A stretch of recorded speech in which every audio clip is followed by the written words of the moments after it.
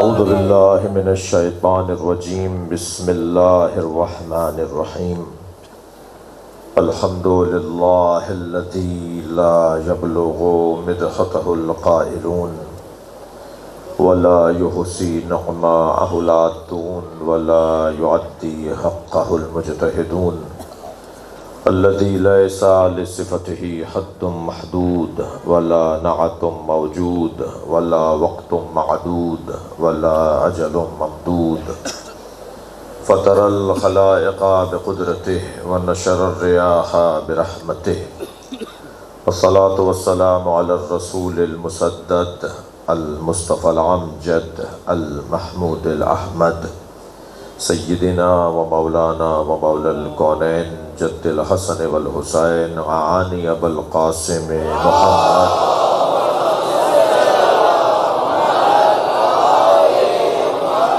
وآلہ الطیبین الطاہرین المعصومین الذین قال اللہ انما یرید اللہ لیذہب عنکم الرجس اہل البیت ویطہرکم تطہیرا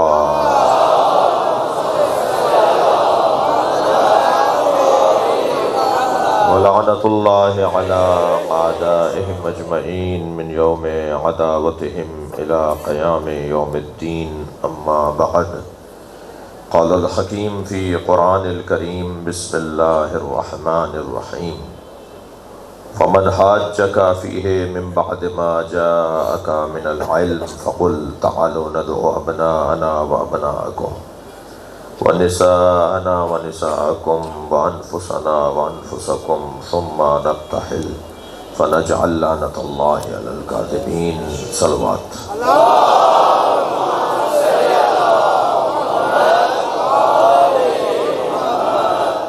آل عمران کی 61ویں آیت ہے اور یہ آیت قرآن میں اہل بیت کی عظمت کی روشن آیت ہے۔ یوں تو اللہ نے سب کچھ اہل بیت کے لیے ہی خلق کیا ہے، یہ عشق پر دنیا بنائی گئی ہے اور عاشق کو خدا کہتے ہیں اور معشوق کو پنجتن۔ ان 5 کی وجہ سے اللہ نے کائنات بنائی اور ان 5 کی صدارت بنام مصطفیٰ ہے۔ سرکار دو جہاں کو اللہ نے اس گھرانے کا صدر قرار دیا ہے، مگر عجیب داستان ہے کہ صدر ہیں نبی مگر تعارف ہوگا زہرا سے۔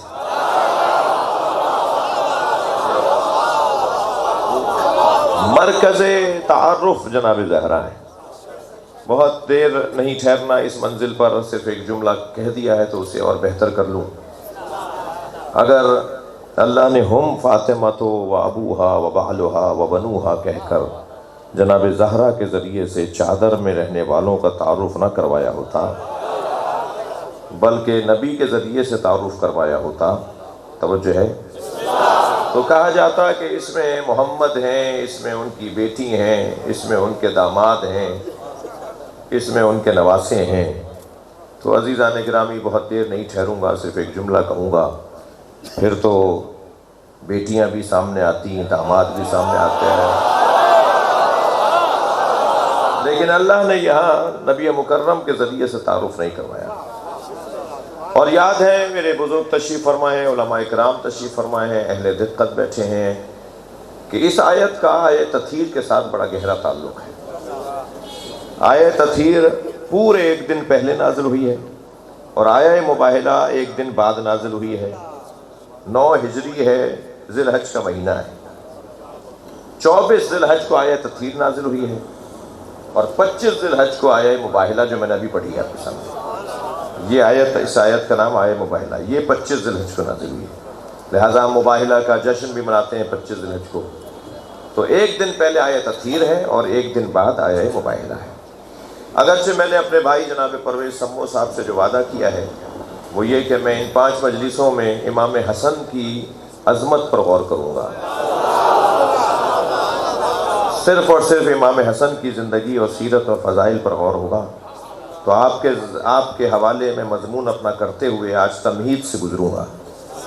آج کی مجلس تمہیدی مجلس رہے گی اور پھر کل سے اور ہو سکتا ہے کہ آگے سے بات ہو امام کے فضائل اور امام کی سیرت سے متعلق، تو پلٹیے میرے بیان کی طرف میں عرض کر رہا تھا کہ آئے تطہیر 24 ذی الحج 9 ہجری، اور آئے مباہلہ 25 ذی الحج 9 ہجری، ایک ہی سال، ایک دن بعد وہ، ایک دن پہلے وہ، اور ان دونوں کا بڑا گہرا تعلق ہے۔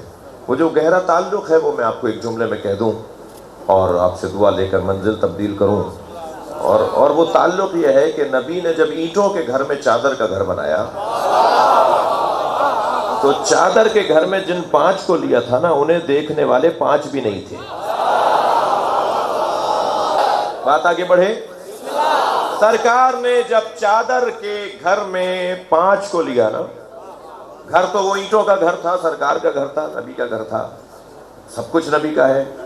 کسی زوجہ کا گھر یہ نہیں کہنا کہ فلاں زوجہ کا بستر ہے، وہ نبی کا بستر ہے، وہ نبی کا گھر ہے، وہ سب، یہ پوری کائنات نبی کے نام، یہ سب نبی کے نام ہے، یہ سب طفیل میں بنے، ہم سب طفیلی ہیں، اصلی سرکار کی ذات۔ وہ جو سرکار نے جب اینٹوں کے گھر میں چادر کا گھر بنایا اور اس میں پنجتن کو جمع کیا، 5 عدد پورے کیے، تو اگر حضرت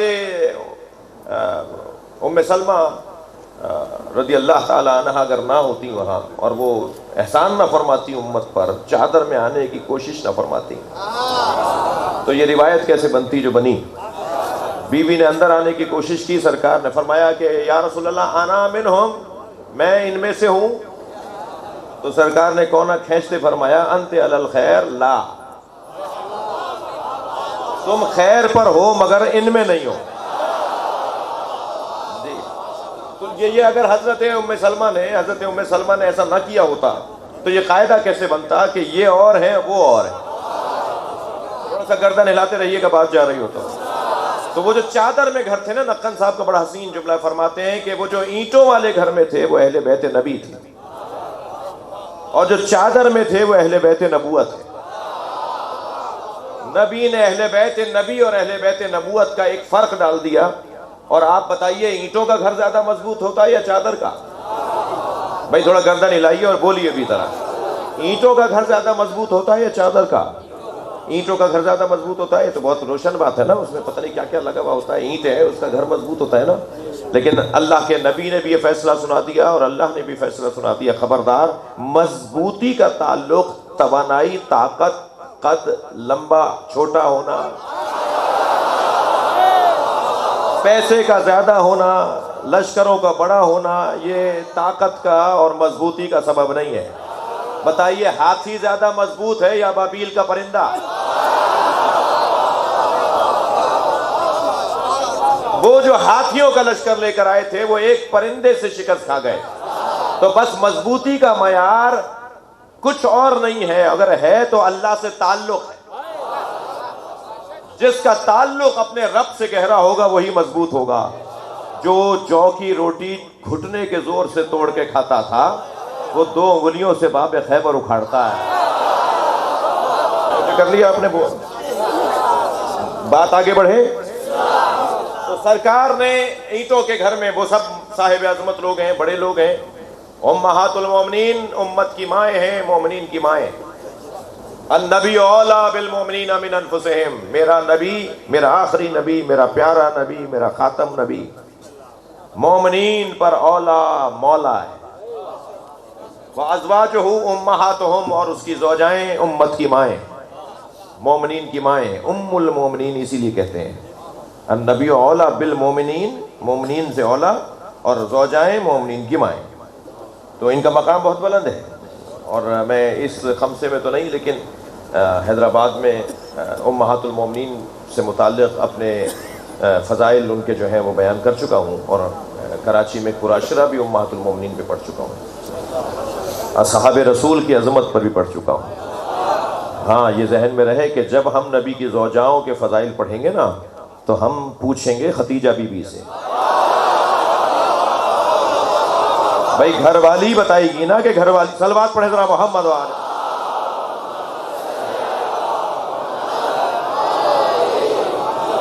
جناب زہرا سے پوچھیں گے، جناب زینب سے پوچھیں گے کہ بیویوں کی عظمت کیا ہے۔ تو جتنی بھی روایات امہات المومنین کے لیے بیان کی جائیں گی وہ جناب زینب بتائیں گی، اور خوب بتایا ہے بی بی نے، بہت فضائل ہیں ان بیویوں کے. میرا مضمون نہیں ہے مگر آپ کے چہروں کی رونق بتا رہی ہے کہ ایک جملہ کہہ دوں، ایک جملہ امہات المومنین کی عظمت کا ایک جملہ کہہ دوں. عزیزو زوجائیں تو 11 تھیں، زوجائیں 11 تھیں، اور ہر ایک بی بی کی فضائل اگر ہم جوڑ لیں تو 11 اشرے چاہیے. ہر ایک بی بی کے اگر فضائل سوچ لیں تو ہمیں 11 اشرے چاہیے. توجہ ہے؟ میں صرف ایک بی بی کا نام لے دیتا ہوں. خبردار خبردار، ایک اینک سے نہ دیکھا کرو، ایک آنکھ سے نہ دیکھا کرو. بیٹی ہے ابو سفیان کی، نبی کی زوجہ ہیں ام حبیبہ. جب سرکار کے گھر میں ابو سفیان داخل ہوئے تو بیٹھنا چاہ رہے تھے کہیں، تو ایک مرتبہ دور سے آواز دی، بابا یہ نبی کا بستر ہے، آپ نہیں بیٹھ سکتے. جگر چاہیے یہ بولنے کے لیے. اور بہت سارے پیغامات ہیں. میں صرف اتنا عرض کرنے جا رہا ہوں کہ وہ جو اینٹوں کے گھر میں تھے نا، وہ نبی کے گھر والے، اور یہ جو چادر کے گھر میں یہ نبوت کے گھر والے. بھائی کیا فرق ہے نبی کے؟ اچھا میں بچہ ممکن ہے پوچھ لے بات، مولانا یہ لفظ آپ نے بنا دیے، منقل صاحب کا حوالہ دے دیا، آپ کچھ بول بھی نہیں سکتے. مثلا مجھے یہ کہہ دیا جائے گا صاحب نقن صاحب نے اپنی تقریر میں بھی کہا ہے، اور ان کا مجموعہ چھپا ہوا ہے اس میں بھی یہ جملہ موجود ہے، تو آپ نے تو نقن صاحب کا نام لے کے ایسے ہمارے اوپر روک ڈال دیا کہ اب ہم کچھ کہہ بھی نہیں سکتے. تو اس کا کیا مطلب ہے کہ اہل بیت نبی اور اہل بیت نبوت، اہل بیت نبی پر امت کی ہدایت لازم نہیں ہے، مگر اہل بیت نبوت وہ ہوں گے جو نبوت کا متم ہوں گے اور مکمل ہوں گے. یعنی تسلسل ہدایت اور ہدایت کا سلسلہ جن کے ذریعے سے جاری رہے گا وہ ہے اہل بیت نبوت. اگر اب تک یہ بات میرے بچوں کے ذہن میں نہ آئی ہو تو زیارت جامعہ جا کے پڑھ لینا، وہاں یہی کہا گیا ہے کہ اس گھرانے کو السلام علیکم یا اہل بیت النبوہ و معدن الرسالہ، سلام ہو ان پنجتن پہ جو اہل بیت نبوت ہیں، جو معدن رسالت ہیں.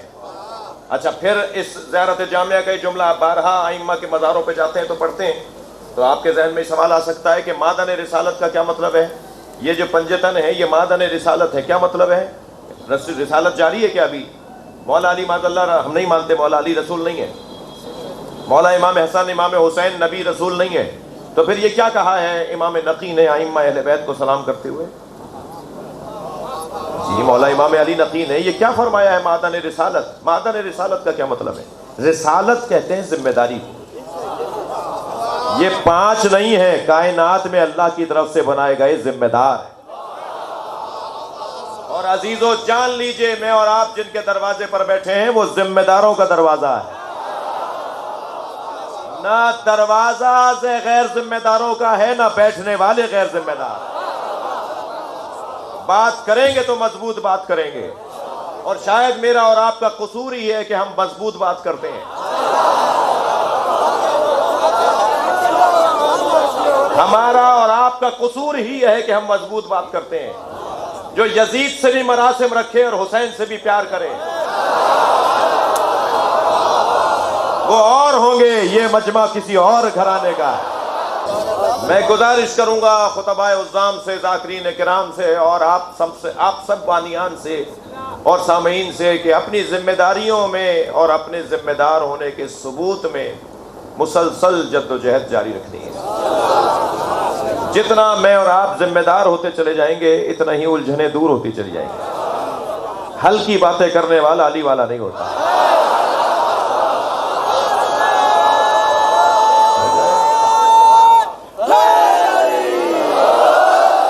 غیر ذمہ دارانہ گفتگو کرنے والے علی والا نہیں ہوتا.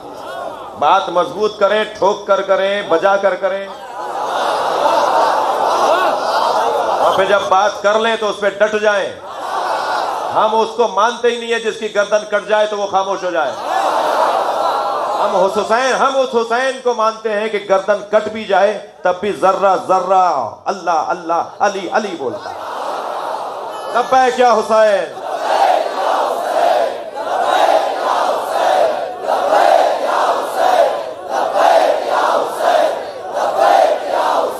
صلوات پڑھیں گے محمد و آل محمد.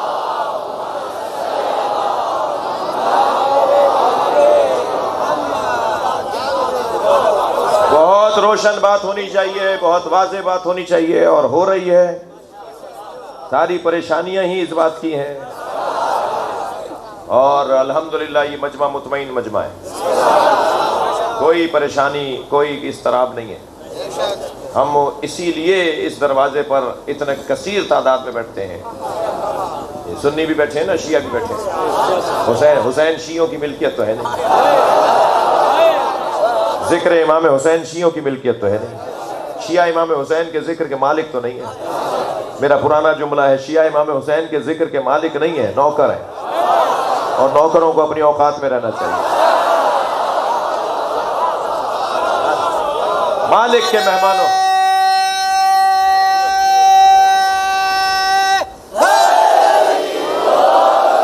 مالک کے مہمانوں کا خیال کرنا ہوگا۔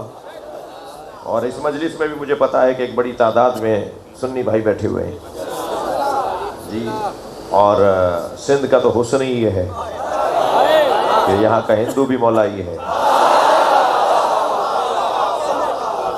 میں اجازت لے کر آپ کو بتا رہا ہوں، ہندوستان کے ایک معمر سیاستدان ہیں، کئی مرتبہ وفاقی وزیر رہ چکے ہیں وہاں، اور مختلف بڑی بڑی ذمہ داریوں کا حامل رہ چکے ہیں، مسٹر سمپال، انہوں نے مجھے پیغام بھیجا، ابھی زندہ ہیں، معمر سیاستدان ہیں، ضعیف العمر سیاستدان ہیں ہندوستان کے، کئی مرتبہ وفاقی وزیر رہے ہیں۔ انہوں نے مجھے پیغام بھیجا، اور پیغام مجھے بھیجا ایک شاہ صاحب کے ذریعے، جناب خادم حسین شاہ صاحب کے ذریعے، آپ کے میر بخاص کی بزرگ شخصیت ہے، خود بھی وہ بہت ہی موت پر قابل ترین شخصیات میں سے ہیں، علی گڑھ یونیورسٹی کے پڑھے ہوئے ہیں۔ خادم حسین شاہ صاحب کے ذریعے انہوں نے پیغام بھیجا، اللہ شاہ صاحب کی بھی عمر میں اضافہ فرمائے، ان کے فرزند جناب ذوالفقار شاہ صاحب کو اللہ توانائی عطا فرمائے۔ تو ان کے ذریعے انہوں نے مجھے پیغام بھیجا، ان سے ان کے واسطے ہیں۔ تو انہوں نے کہا کہ جو یہ آپ کے ملک میں ایک شہنشاہ حسین نقوی کے نام سے ایک خطیب ہے، اس نے ایک جملہ کہا ہے کہ مجھے ہندوؤں سے بھی پیار ہے اس لیے کہ والی علی کرتے ہیں۔ تو انہوں نے اس کے نیچے لکھا ہے کہ یہ جملہ ان کا، مسٹر سمپال نے یہ جملہ لکھا ہے کہ یہ شہنشاہ حسین نقوی کو میرا آداب کہیں، انہوں نے جو جملہ لکھا انہیں میرے آداب کہیں، اور ان سے کہیں کہ آپ کا یہ جملہ دو تہذیبوں کو جوڑنے کا جملہ ہے۔ چل بات پڑھنے ذرا مولا علی کی ذات پر۔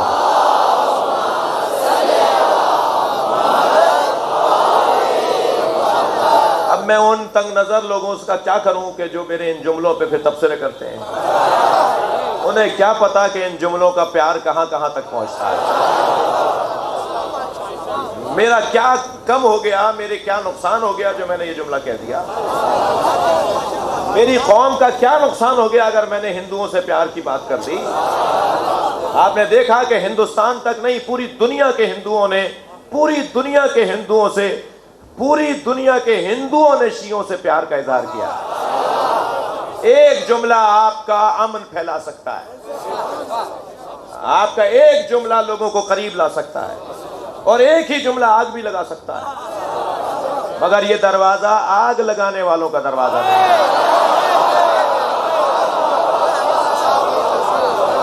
یہ دروازہ پیار پھیلانے والوں کا دروازہ ہے۔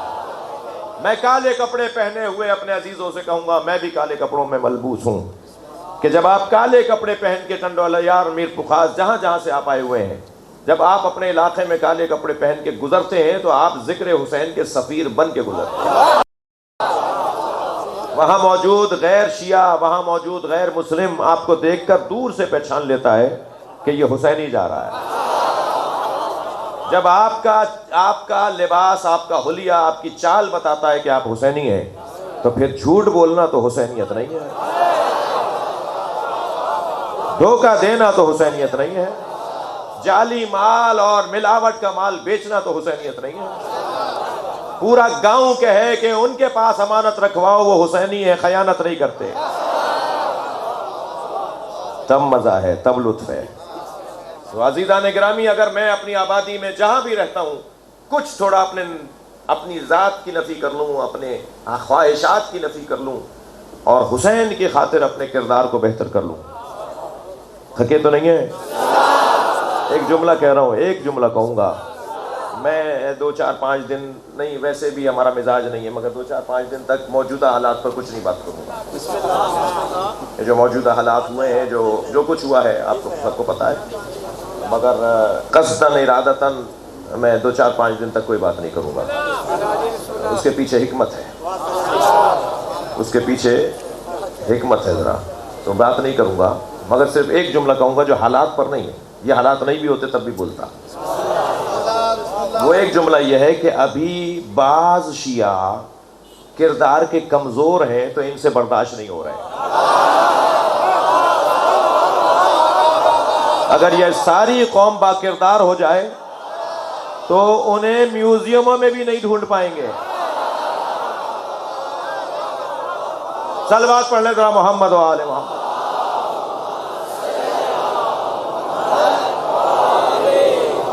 اور الحمدللہ یہ کاروان مضبوط ہوتا جا رہا ہے. کل کی نسبت آج ہم بہتر ہیں اور آج سے کل بہتر ہو جائیں گے. یہ بہتری کا سفر ہے اور یہ سفر کربلا پہ جا کے ختم ہوتا ہے. اور جو کربلا کی طرف سفر جاتا ہے، جیسے جیسے کربلا نزدیک آتی ہے خلوص میں اضافہ ہو جاتا ہے، سچائی میں اضافہ ہو جاتا ہے. تو ابھی یہ قافلہ چل رہا ہے اور یہ چلتا رہے گا. یہ مت بولو کہ سن 61 ہجری کے اندر واقعہ ہو گیا تو ہر سال کیوں دہراتے ہیں. جب تک یزید کے چاہنے والے موجود ہیں کربلا دہرائی جائے گی.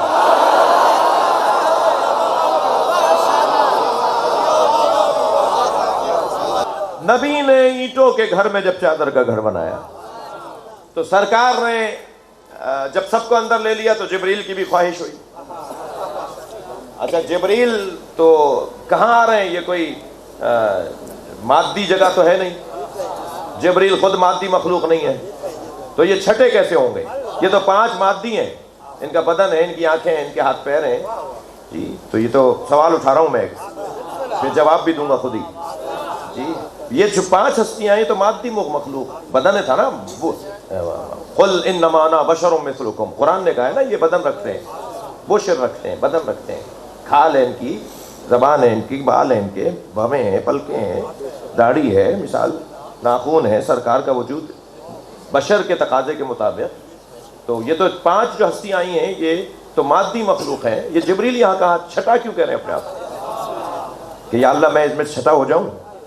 یہ چھٹا کہہ کے میں نے اب تک یہ بات شاید ہی آپ سے کبھی کہی ہو.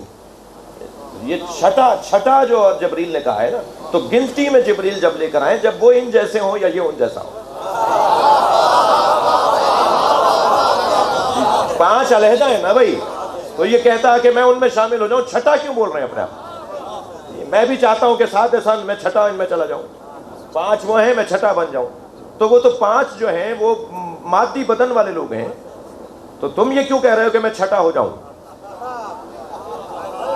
یہ جو اپنے آپ کو گنتی میں لے کر آئے نا، تو اس پہ توجہ دیکھیں، جلدی نہیں گزار کریں. یہ جو روحانی معاملات ہیں، یہ جو عرفانی بحثیں ہیں، جو معرفت کی بحثیں ہیں، جو اہل بیت کی عظمت کے بیان کی بحثیں اور گفتگو ہے، اسے سرسری نگاہوں سے نہیں دیکھا کریں.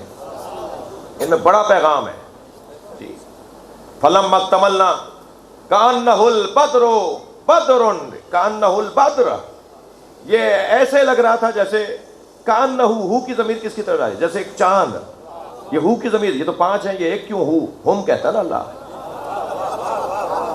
نہیں میری بات نہیں جا رہی ابھی. حدیث قصہ میں تھوڑا سا میں اور سجاؤں بات کو. حدیث قصہ میں جب 5 چادر کے اندر آ گئے تو بی بی نے فرمایا کہ جب ہم سب جمع ہو گئے، فلم اکتملنا، جب ہم جمع ہو گئے، کامل ہو گئے، تو پھر وہ جو پورا منظر تھا نا کأنہ البدر، وہ منظر ایک چاند کی طرح تھا. تو یہ ہو کی ضمیر کس کی طرف ہے؟ اگر 5 کی طرف ہو تو جمع ہونی چاہیے ہم. یہ ایک کی طرف کیوں پلٹ رہی ہے بھائی؟ یہ ایک کی طرف اس لیے پلٹ رہی ہے کہ یہ علیحدہ تھے، اب چادر میں آ کر ایک ہو گئے. باہر تھے تو مادی کیفیت میں تھے. بھائی تھکے نہیں میری باتوں سے. جب باہر تھے مولانا تو یہ مادی کیفیت میں تھے، اور جب چادر میں آئے ہیں تو یہ نورانی کیفیت میں. یہ نورانی کیفیت میں ہیں، تبھی تو جبریل کہہ رہے ہیں کہ میں چھٹا ہو جاؤں۔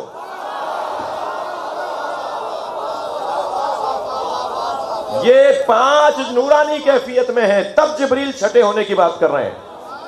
اور عزیزو میں اور روشن کر دیتا ہوں، یا علیحدہ تھے تو 5 تھے، یہاں کامل ہو گئے، 1 ہو گئے۔ نبی نے تو کہا تھا کہ میرے بدن میں ضعف ہے، تو جو بدن میں ضعف کہہ کے چادر لے کے لیٹے، اسے آرام کرنے دیا جاتا ہے یا اس کے ساتھ چادر میں آ کے لیٹتے ہیں؟ میں سمجھنا چاہ رہا ہوں نا۔ سرکار نے چادر لے لی، امام حسن آئے، پوچھا اماں نانا کی خوشبو آ رہی ہے؟ اچھا یہ خوشبو نبی کی ہے، ہر پھول کی اپنی خوشبو ہے۔ پکار کر بتائے گا کہ یہاں پر گلاب کا پھول ہے یا نہیں ہے؟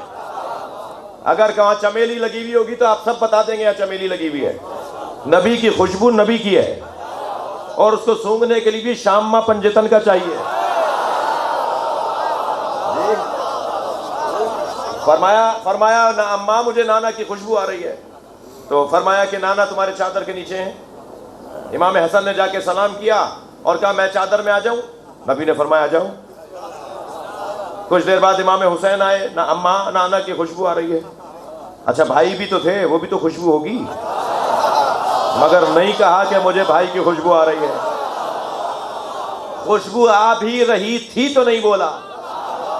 یہ ہے ادب اہل بیت کا، یعنی امام حسن کی خوشبو امام حسین سونگ رہے ہیں، مگر نہیں کہہ رہے کہ مجھے بھائی کی خوشبو بھی آ رہی ہے، اس لیے کہ نبی کے ہوتے ہوئے بھائی کا ذکر نہیں کریں گے۔ میں جوانوں سے گزارش کر رہا ہوں، اگر تمہارے ابا بیٹھے ہوئے ہوں تو ان کے سامنے کسی اور کی بات نہیں کرو، اگر کوئی بڑا بیٹھا ہو تو اس کے سامنے کسی اور کی بات نہیں کرو۔ مجھے ایک صاحب کہنے لگے آیت اللہ سیستانی، آیت اللہ خامنئی حرم میں کب آتے ہیں؟ ہم نے تو آج تک انہیں حرم میں آتے نہیں دیکھا۔ تو میں نے ان سے کہا بھائی میں نوکر فقیر حقیر ذلیل آدمی جب حرم میں جاتا ہوں تو زائرین چھوڑ چھوڑ کے ہماری طرف بھاگتے ہیں، نجف اور قوم کے طالب علم اپنے مواعظ سے چھوڑ چھوڑ کے کتابیں بند کر کر کے ہم سے ہاتھ ملانے بھاگتے ہیں، اور مجھے رونا آ رہا ہوتا ہے کہ بیوی کے سامنے میرا ادب کیوں کر رہے ہو؟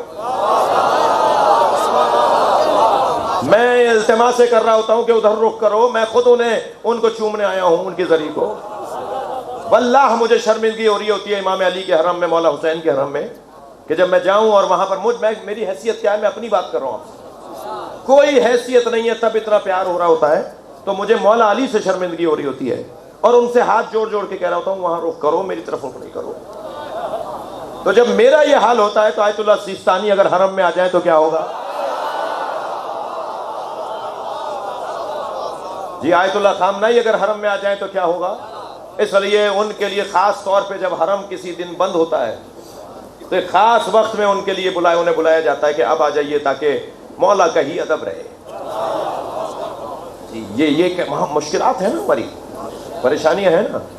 جب مولا حسین نے مولا عباس سے کہا تھا نا کہ کعبے کی چھت پہ کھڑے ہو جاؤ اور طواف کرنے والوں کو بتاؤ کہ میں مکہ کیوں چھوڑ کے جا رہا ہوں، تو مولا عباس نے کعبے کی چھت پہ کھڑے ہو کر خطبہ دیا تھا، اور کعبے کی چھت پہ عباس ایسے لگ رہے تھے جیسے آپ کے گھروں پہ علم نظر آتا ہے۔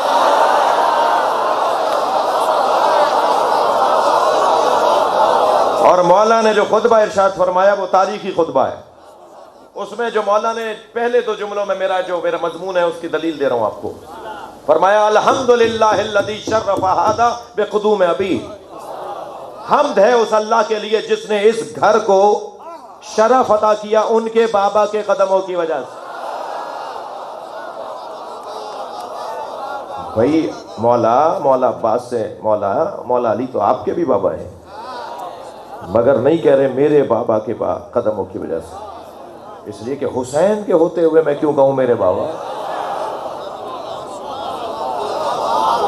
ادب قربان ہو جائے، تہذیب مرتب ہو جائے ان کے جملے پر، جی نصاب تادیب نصاب ادب مرتب ہو جائے ان کے جملوں پر۔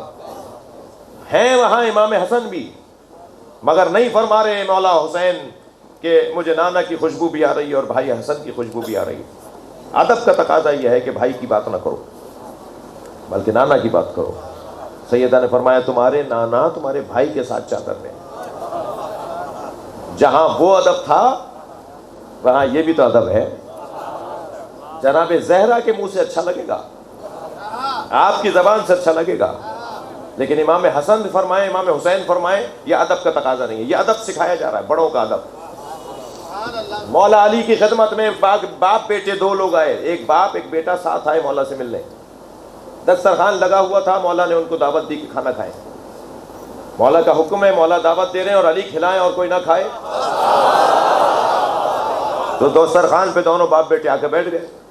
مولا نے بدنہ اور سلپچی لیا اور باپ کے ہاتھ دھلائے۔ اس نے بہت کہا مولا، حضرت فرمایا نہیں، تقاضا یہ روایت ہے، یہ ادب ہے، یہ تہذیب ہے۔ مولا علی نے اس کے ہاتھ دھلائے اور حضرت قمبر سے کہا کہ بیٹے کے ہاتھ تم دھلاؤ، حضرت قمبر سے کہا بیٹے کے ہاتھ تم دھلاؤ، اور پھر بیٹے کے جب ہاتھ دھلا رہے تھے نا قمبر، تو اسے دیکھ کر فرمایا اگر اکیلے آئے ہوتے تو میں دھلاتا، تم اپنے والد کے ساتھ آئے ہو، اگر دونوں کے ہاتھ میں دھلاؤں گا تو گویا دونوں کو ایک جیسا مان رہا ہوں۔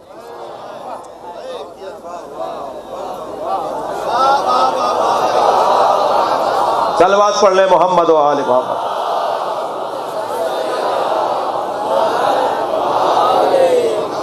ادب، ادب، تہذیب، یہ سکھایا جا رہا ہے کہ کیسے رویے کیسے ہونے چاہیے، طور طریقے کیسے ہونے چاہیے۔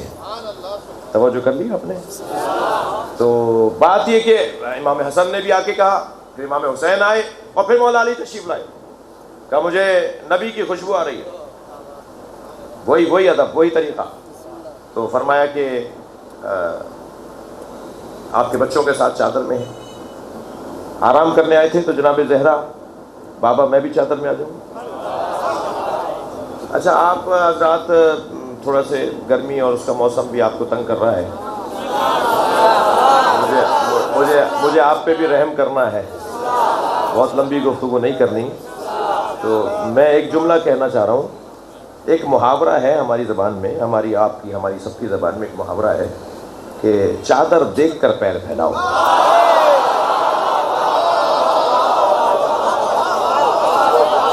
اب یہ کون سی چادر ہے جو نبی پر بھی پوری اترتی ہے، اور امام حسن آ جائیں تو پوری رہتی ہے، امام حسین بھی آ جائیں تو پوری رہتی ہے، مولا علی جناب زہرا بھی آ جائیں تو پوری رہتی ہے۔ یہ چادر، یہ کانہو، جی یہ جو ہو کی ضمیر ہے نا، یہ چاند جیسی چادر تھی، یہ چادر میں 5 آ جائیں تو چادر چاند جیسی بن جائے، یعنی اندر جانے والے بھی نور، چادر بھی نور۔ تبھی جبریل سادس ہونا چاہتے ہیں، تبھی جبریل اس میں چھٹا ہونا چاہتے ہیں، اور نبی تو آرام کرنے آئے تھے، یہ آرام کرنے دیا یا نہیں دیا؟ سوچ سکتا ہے کوئی منفی؟ نبی جو آرام کرنے آئے تھے اور اندر چادر میں 4 ہستیاں اور آ گئیں، اس کا سبب یہ تھا کہ یہ ضعف بدن نبی نہیں تھا، یہ ضعف بدن نبوت تھا۔ معدن رسالت ذہن میں رہے، میں نے ایک جملے کی خاطر اتنی محنت کی ہے، معدن رسالت ذہن میں رہے، یہ ضعف بدن نبی نہیں تھا، یہ ضعف بدن نبوت ہے، اور ضعف بدن نبوت دور ہوگا اجزائے نبوت کے جڑ جانے کے بعد۔ عزیزو، بحث اتنی ہے کہ آیہ تطہیر ایک دن پہلے اور آیہ مباہلہ ایک دن بعد، وہ جو 5 لوگوں نے بھی نہیں دیکھا تھا کہ نبی نے چادر میں پنجتن کو لیا ہے، ان پنجتن کو دوسرے دن میدان میں لے جا کر صرف مسلمانوں کو نہیں دکھایا بلکہ مسیحیوں کو بھی دکھا دیا، یہودیوں کو بھی دکھا دیا، پوری دنیا کو دکھا دیا کہ پنجتن کون ہے۔ اب یہ بحث نہیں ہوگی کہ پنجتن کون ہے، کرنے دیجئے کچھ لوگوں کو پنجتن کی گنتی پوری، نام جوڑنے سے کوئی پنجتن نہیں ہوگا، پنجتن پنجتن ہے، پنجتن پنجتن ہے، نام جوڑنے سے کوئی نہیں ہوگا۔ جی یہ 5 ہستیوں کو میدان مباہلہ میں لے جا کر نبی مکرم نے دکھا دیا کہ یہ ہیں کہ جو میرے اہل بیت ہیں، اور پورے مسلمانوں نے دیکھا۔ اچھا اس دن مباہلہ تو مسیحیوں سے تھا، مگر مسلمانوں کے آنے پہ پابندی تو نہیں تھی، سب نے لکھا ہے، لہذا اس آیے کریمہ کے بارے میں لکھا گیا ہے، میں تو اب یہ کہنا بھی چھوڑ دوں گا آہستہ آہستہ کہ فلاں ہمارے غیر شیعہ عالم نے لکھا ہے، کیونکہ اس کو بھی ہماری کمزوری شمار کیا جا رہا ہے۔ بات اتنی مضبوط کرو کہ انکاری نہ ہو پائے۔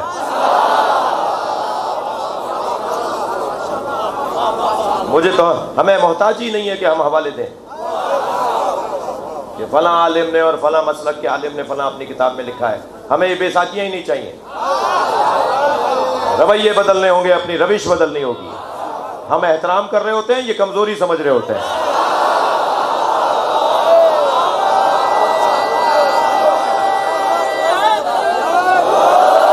صلوات پڑھ لیں گے نبی اور آل نبی پر۔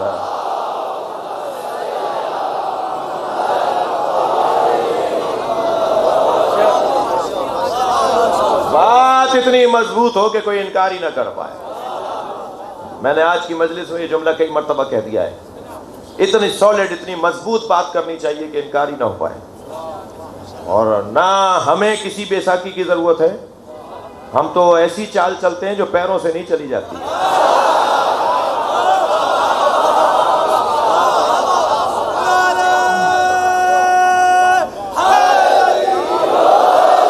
اور نہ ہی اہل بیت کے ذکر کو کسی بے ساکی کی ضرورت ہے۔ اہل بیت کا ذکر میرے اور آپ کے کرنے کا محتاج نہیں ہے، ٹھیک ہے؟ ہم کریں گے تو ذکر ہوگا، نہیں، ہم ذکر سے ہیں، ذکر ہم سے نہیں ہے۔ نوکر ہوں، آپ کا خادم ہوں، آپ کا پیار جو 2 دن پہلے دیکھنے میں آیا، اس کا میں آپ سب کا ممنون ہوں اور آپ سب کا دستبوس ہوں۔ میں اپنے تصور میں آپ کے ہاتھوں کا بوسہ دے رہا ہوں، اس جو میرے ساتھ محبت ہوئی، اور وہ میرے ساتھ محبت نہیں ہوئی ہے، میرے ساتھ نہیں، حسین کے ایک فقیر کے ساتھ۔ فقیروں کی اولاد ہے، فقیروں کی اولاد ہوں، اور فقیر کہلوانے میں ہی عزت ہے۔ تو میں آپ سب کا دستبوس ہوں، آپ سب سے محبت کا اظہار کر رہا ہوں۔ آپ سب نے بہت محبت کی، اور وہ ایک فقیر سے محبت کی ہے۔ ہو سکتا ہے کوئی 1 کروڑ کی گاڑی میں بیٹھے اور فقیر بھی ہو سکتا ہے۔ فقیر اسے نہیں کہتے کہ جس کے کپڑے پھٹے ہوں، فقیر اسے نہیں کہتے جس کا کالا روڈھا ہوا ہو، فقیر اسے نہیں کہتے جس کا بٹن ٹوٹا ہوا ہو، فقیر اسے کہتے ہیں جو انسان کا احترام کرتا ہو۔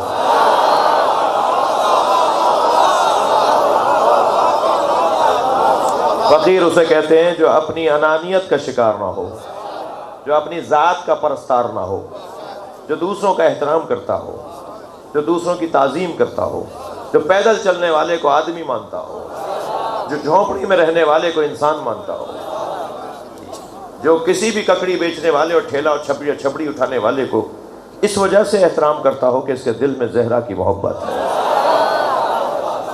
اس کے دل میں مولا علی کی محبت ہے۔ جو اپنے آپ کی نفی کرے، ذات کی نفی کرے، وہ فقیر ہوتا ہے۔ اللہ کرے ہم سب فقیر ہو جائیں، پیسوں سے نہیں، پیسوں سے فقیر ہوں گے تو پھر کافر بھی ہو جائیں گے۔ پیسوں والے فقیر کو تو مولا علی پسند نہیں کرتے۔ مولا علی سے زیادہ کسی نے معاشرے کے فقر اور معاشرے کی جو غربت ہے، پیسے کی غربت، اسے مولا علی نے سب سے زیادہ اس سے نفرت کی۔ نظام دیا ہے مولا علی نے، معاشی نظام دیا علی نے۔ کبھی غور کیا میرے بچوں نے کہ ہمیشہ یہی کیوں سنتے ہیں آپ کے یہودی کے باغ میں مولا علی کام کر رہے تھے؟ کیا مسلمان کا باغ نہیں تھا اس وقت؟ ہمیشہ علی یہودی کے باغ میں کیوں نظر آتے ہیں؟ یا علی نے نظام معاش دیا ہے، وہاں کا پیسہ یہاں لاؤ۔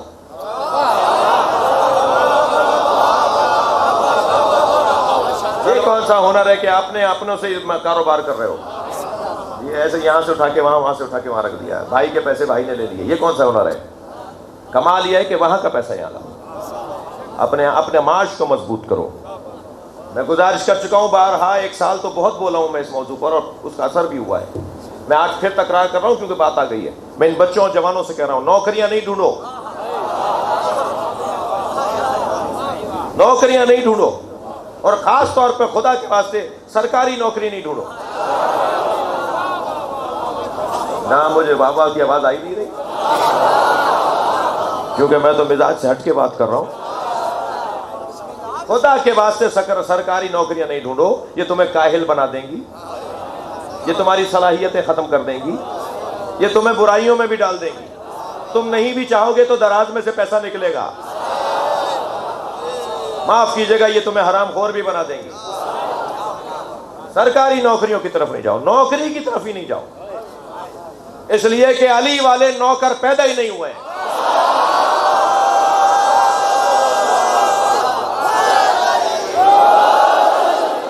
میرے بچوں، کاروبار کی طرف جاؤ،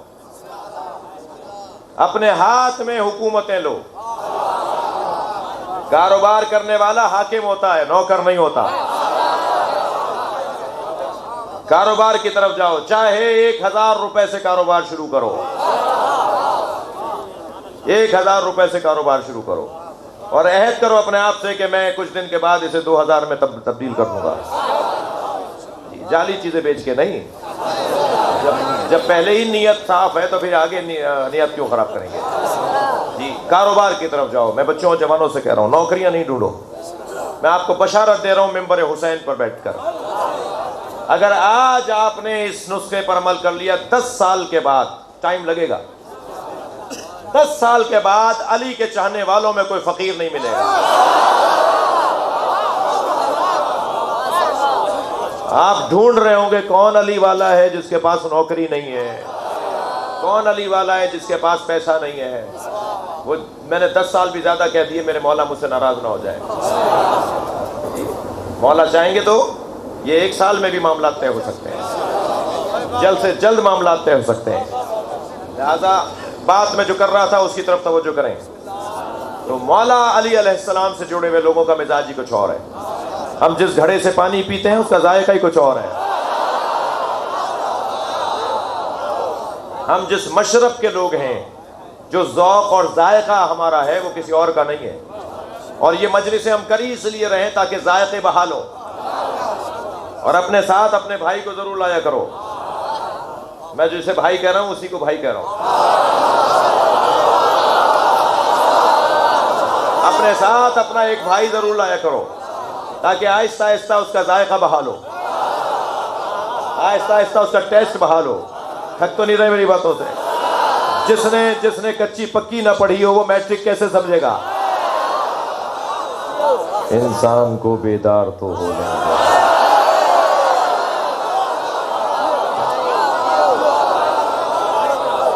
ہر قوم پکارے گی یہ ہمارا ہے۔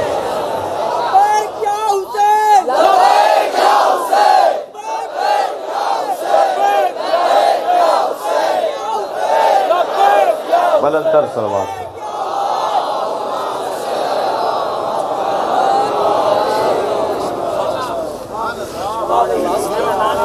یہ خوشبو ہی ایسی ہے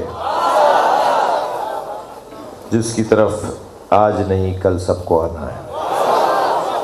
میرا اور آپ کا کام شام میں سالم کرنا ہے، میرا اور آپ کا کام بیریئر ہٹانا ہے۔ ہم کسی طرح سے رکاوٹیں دور کر دیں، لوگ حسین کی طرف آنا چاہتے ہیں۔ یہ میں اس بچے سے بھی کہوں گا اور سنی بھائیوں سے بھی کہوں گا، مجھ جیسے کمزور کردار شیعہ کو دیکھ کر علی کو نہ چھوڑو۔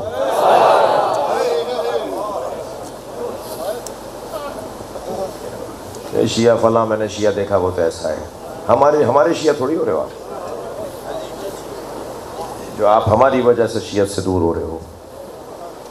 ٹھیک ہے، ہمیں اپنے آپ کو اچھا کرنا چاہیے، لائٹیں سب بند نہیں کریں، بس کافی ہے۔ ہمیں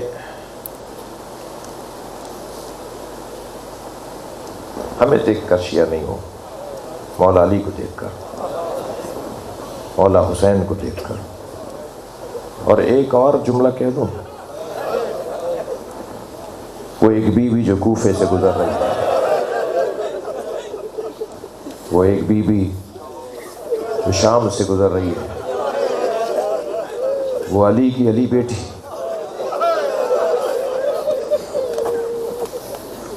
وہ عباس کی مخدومہ بیوی،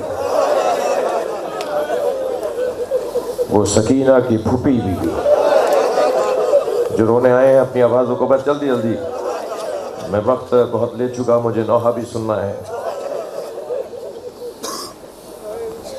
آپ کو اگر آنا ہے نا اس طرف تو اس بی بی کی وجہ سے آ جاؤ جس بی بی نے کربلا میں تماچا کھایا.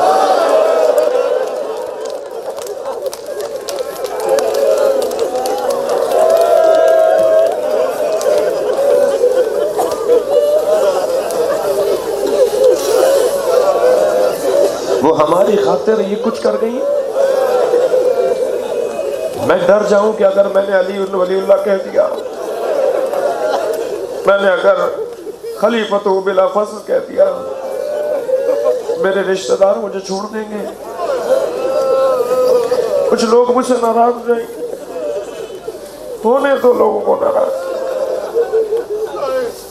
اس بی بی نے اس علی ولی اللہ کی خاطر کہاں کہاں کیا کیا نہیں دیکھا. آپ کی آنکھوں میں آنسو ہیں. بہت زیادہ لمبے مصائب نہیں پڑھ رہا, 2 4 5 جملے کہوں گا. اگر آپ کو اہل بیت کے مکتب کی طرف آنا ہے تو ہماری وجہ سے نہیں آؤ, بلکہ اس زینب کی وجہ سے آؤ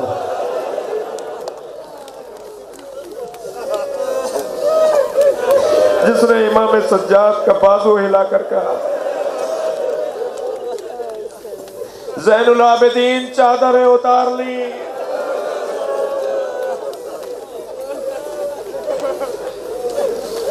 بتاؤ جل کے مر جائیں یا بغیر چادر کے باہر چلے جائیں؟ اللہ اکبر. جہاں زینب نے بغیر چادر کے باہر جانا اور جل کے مرنا برابر کیا, بے حجاب عورتوں سے بھی میں جملہ کہہ رہا ہوں, میری بیوی نے جل کے مرنا اور بے حجاب باہر جانا برابر جانا. جہاں جناب زینب نے بے حجاب باہر جانے کو جل کے مرنے کے برابر کیا, وہاں امام سجاد سے بھی تو کوئی پوچھے کہ یہ جملہ کتنی مشکل سے کہا ہوگا. دیکھیے جملوں کی گہرائی پر غور کرنے کی ضرورت.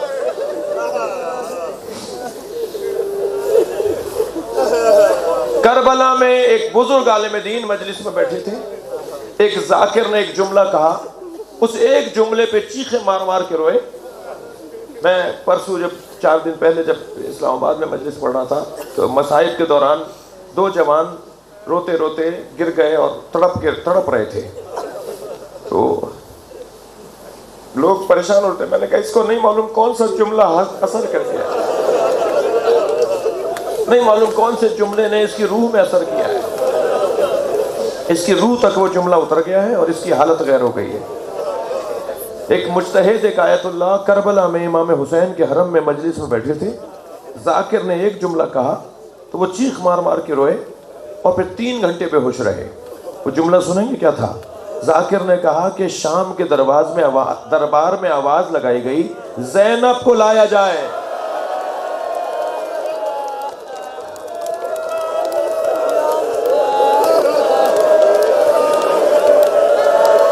آوازوں کو آزاد کریں جو رونے آیا ہے. جب آپ بلند آواز سے روتے ہیں امام جعفر صادق دعا دیتے ہیں, میں یہ گریہ کرتا ہوا نوحہ کرتا ہوا مجمع اپنے بھائی کے حوالے کروں گا. بعض اوقات ایک جملہ رونے کے لیے کافی ہوتا ہے, ایک جملہ رونے کے لیے کافی ہوتا ہے. جب جناب زینب نے آ کے کہا نا, زین العابدین ہمارے سروں پہ چادریں نہیں ہیں, بتاؤ خیمے جلنا شروع ہو گئے, ہم جل کے مر جائیں یا بغیر چادر کے باہر چلے جائیں.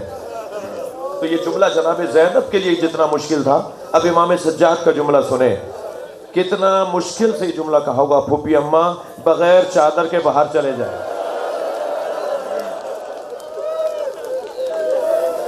اجرکم اللہ, اجرکم اللہ. جناب فاطمہ, بس آخری روایت سنا رہا ہوں, جناب گریہ ہو گیا, مجلس ہو گئی. جناب فاطمہ کبریٰ کہتی ہیں, امام حسین کی بیٹی, اللہ آپ کو امام حسین کی بچوں کی قبروں پہ لے جائے. ابھی کچھ دن کے بعد شام جا رہے ہیں زائرین, بہت عرصے بعد شام کی فلائٹیں شروع ہوئی ہیں, شام جا رہے ہیں. پاکستان ایئر لائن بھی جا رہی ہے اور ایئر لائنسوں کے ذریعے بھی جا رہے ہیں. میرے بھائی جناب شاہ صاحب جا رہے ہیں. یہ بیروت اتریں گے، وہاں سے جائیں گے. میرے ساتھ تھے بھی پچھلے سفر میں. میں ان سے گزارش کروں گا کہ جب آپ بیروت سے شام میں داخل ہونے کے لیے گزریں گے تو ایک شہر آئے گا بالا بک. بالا بک وہ شہر ہے کہ جہاں اسیروں کا قافلہ ٹھہرایا گیا تھا، جہاں امام حسین کے سر کو رکھا گیا تھا، جہاں نبی زادیوں کو ٹھہرایا گیا تھا. وہ مسجد آج بھی موجود ہے. بعد میں وہ مسجد بن گئی جہاں وہ سرائے میں ٹھہرایا گیا تھا. جب آپ وہاں جائیں گے تو بالا بک میں 2 حسین مولا کی بیٹیوں کے مزار بھی ہیں. میں جب وہاں گیا نا، مزار پر 2 بیٹیاں مولا حسین کی. جب مولا حسین کی بیٹیوں کے مزار پر گیا نا، بس مجلس مکمل کر رہا ہوں، تو میں نے دیکھا کہ 2 بیویوں کے تھوڑے فاصلے سے 2 بیویوں کے مزار ہیں. میں نے پوچھا کہ ان کی یہ یہاں کیسی دفن ہوئی ہے؟ تو بتایا کہ ایک 9 سال کی بیٹی تھی امام حسین کی، جناب سکینہ کی بہنیں، جناب علی اصغر کی بہنیں. ایک 9 سال کی بیٹی تھی امام حسین کی، ایک 14 سال کی. اور جو 9 سال کی بیٹی تھی نا، وہ اونٹ سے گری تو دوسرے اونٹ نے اس میں پیر رکھ دیا. زینب وہی چھوڑ آئی.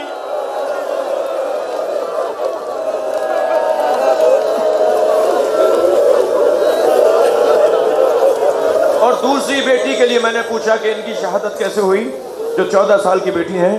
فرمایا ان کے سر پر ایک ظالم نے پتھر مارا تھا، اتنا خون بہا کہ بچی شہید ہو گئی. اب میں ایک جملہ کہہ کے ممبر چھوڑ رہا ہوں. جب اونٹوں سے بچے گرتے تھے نا، آپ کے گھروں میں بچے ہیں نا، خاص طور پر ماں کا حال کیا ہوتا ہے اگر بچہ بیمار ہو جائے، بچہ بھوکا ہو جائے تو ماں کا کیا حال ہوتا ہے. اس قافلے میں بچے اونٹوں سے گرتے تھے اور ماں مڑ کے دیکھتی تھی اور کہتی تھی تجھے اللہ کے حوالے کیا. یا حسین